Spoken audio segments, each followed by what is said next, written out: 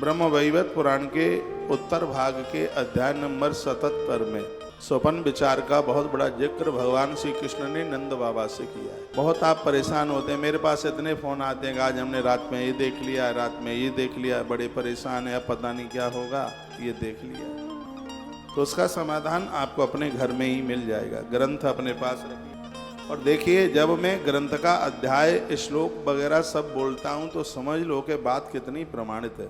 दो ग्रंथों से आज स्वप्न विज्ञान स्वप्न रहस्य का उद्घाटन आपके बीच में कर रहा हूं। एक है मत्स्य पुराण और दूसरा है ब्रह्म वैवर्त पुराण। इन कथाओं को पुराणों में से खोजना ही बहुत बड़ी बात है। पुराणों में तो सब भरा पड़ा है, लेकिन उसको उसमें से ये तो समझ लो कि दूध में से दही बनाकर उसको मथ करके घी बाहर निकालने की बात है। व्याकुलानां गोकुलानां संकुले च ब्रजे ब्रजे एतत्ते कथितं नन्दासानन्दं पुण्यवर्धनं व्रज भोजय विप्राश ब्रज सर्वं ब्रजे ब्रजे गोकुले गोकुले वत्स वत्स वत्स निराकुले। नंद बाबा सभी ब्राह्मणों को भोजन कराते हैं। एक दिन नंद बाबा भगवान कृष्ण के पास में बैठे हुए थे। उन्होंने कहा, गोपाल, मैंने नारद के मुंह से सुन लिया है कि तू ईश्वर है, तू भगवान है, और मेरे कुछ तुझसे प्रश्न हैं, उनका जवाब दे दे। यमुना के किनारे बैठे हुए थे तो नंद बाबा को भगवान श्री कृष्ण श्याम सुंदर पूछने लगे। कहा, बाबा आप क्या सुनना चाहते हैं? तब उन्होंने कहा कि क्या सुनना चाहते हैं? तब उन्होंने कहा कि हम स्वप्न के बारे में पूछना चाहते हैं, कौन से स्वप्न का कौन सा फल अपने आप में प्राप्त होता है। तो भगवान कहते हैं कि जितने भी स्वप्न हैं वो सब अपना अपना परिणाम छोड़ करके जाते हैं। सुस्वप्नम दर्शन का फल अच्छा सा मिलता है।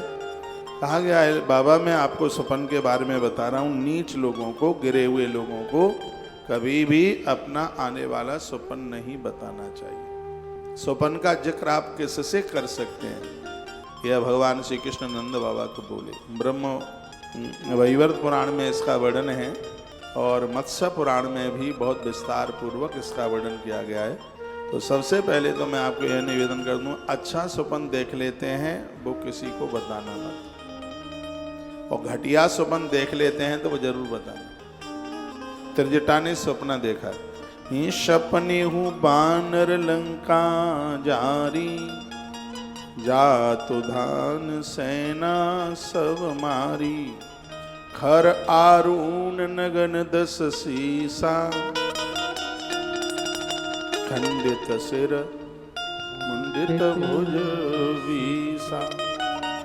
तो उसने वो स्वप्न अच्छा नहीं देखा था, तो इसलिए उसने माँ भगवती जानकी को अपना स्वप्न बताया। स्वप्न अच्छा भी आप देखते हैं, यदि आप किसी को जिक्र करते हैं तो बताते भी हैं, तो किसको बताना चाहिए और किसको नहीं बताना चाहिए ये भगवान कृष्ण बता रहे। भले ही आपकी उम्र 50, 60, 70, 80 हो गई हो, जीते जीते जिंदगी, लेकिन इन जो ग्रंथों की जो अलौकिक बात हैं, हो सकता है आप पहली बार सुन रहे होंगे। मेरी बूढ़ी माताएं, कोई तो पलक पर बैठ कर के सुन रही है, कोई कुर्सी पर बैठ के सुन रही है, कोई खटोला पर बैठ के सुन रही है, टेलीविज़न के ठीक सामने आंखें गड़ा करके बैठी हैं।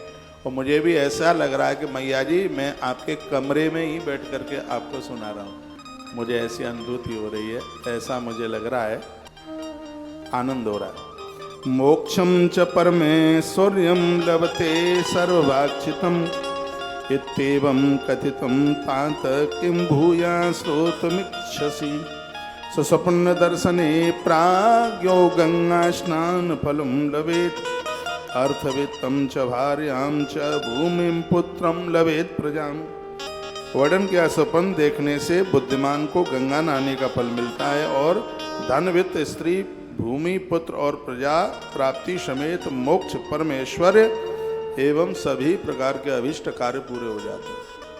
और मैंने तो यहाँ ये भी पढ़ा है कि स्वप्न में आप किसी देवी देवता के इस कलयुग में दर्शन कर लेते हैं कि सतयुग के प्रत्यक्ष भगवान के दर्शन के बराबर पुण्य लाभ प्राप्त होता है।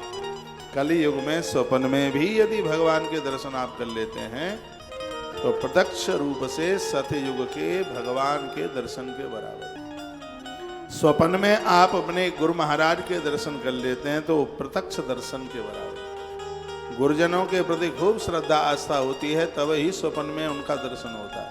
भगवान के प्रति बहुत आस्था होती है, जितना तुम्हारा भजन बढ़ेगा तो सपने में आपको देवी देवता दिखाई देंगे। मैं इस व्यासपीठ से 1% भी झूठ नहीं बोल रहा हूं और ना मुझे आदत है बोलने की, लेकिन क्या ईश्वर का चमत्कार हो रहा है। एक भी दिन ऐसा नहीं निकलता जिस दिन रात्रि को मुझे गौ माता का स्वप्न में दर्शन न होता, किसी न किसी प्रकार से मैया जी का दर्शन होता है। कभी कोई गोदान कर रहा है, कभी कोई गैया को निला रहा है, कभी कोई गैया एक्सीडेंटल हो गई है उसको कोई पट्टी बांध रहा है, कुछ न कुछ कोई चारा डाल रहा है, कोई भीड़ लगी है, गौ उत्सव मनाया जा रहा है, कोई गाय के सींगों से हल्दी लगा रहा है। ये मैं अपने स्वप्न की बात बता रहा हूँ। और कोई नंदियों को ले लेकर के गोवर्धननाथ श्री गिरिराज जी की परिक्रमा कर रहा है, ये दिखाई देता है स्वप्न में। और ये इसका फल मैंने इस ग्रंथों में पढ़ा है कि स्वप्न में गाय दिखे, नदियाँ दिखें, संत ब्राह्मण दिखे तो उसके परिणाम कितने सुगम है, कितने बढ़िया है।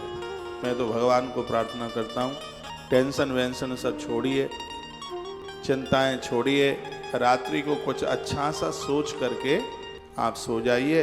रात को अच्छा सोच करके सो गए और वही रात्रि में दिख गया तो बिना हरिद्वार जाए आपको गंगा नहाने का फल प्राप्त हो जाएगा, ऐसा ब्रह्म वैवर्त पुराण में लिखा है। और मेरी बात को कोई काट भी नहीं सकता, तो मैं प्रमाण के साथ बात कर रहा हूं। अब आप कहोगे अब तो गंगा नहाने की जरूरत ही नहीं है, ऐसा भी आप कह सकते हैं, लेकिन ये भी तो बड़ा मुश्किल है कि रात में गंगा दिखाई दे जाए। ये का कोई साधारण बात है क्या? बहुत भजन करोगे, मन में काम क्रोध लोभ की प्रवृत्ति बिल्कुल खत्म हो गई होगी, तभी ये सतोगुणी स्वप्न रात्रि को आएगा। नहीं तो आप विचार कर लो कि आपको देवी देवता कब से नहीं दिखे, रात में गुरुजन नहीं दिखे, ऊट पटांग दिखाई देता है, उसको तो दोष कहा गया है। जो ऊट पटांग दिखता है उसको दोष कहते हैं, स्वप्न के आगे दोष शब्द लगा हुआ है, वो तो दोष है। वो सात्विक सतोगुण स्वप्न रात्रि को यदि होता है तो उसको कहा गया है कि सुस्वप्न दर्शने प्राज्ञो गंगा स्नान फलम लभे,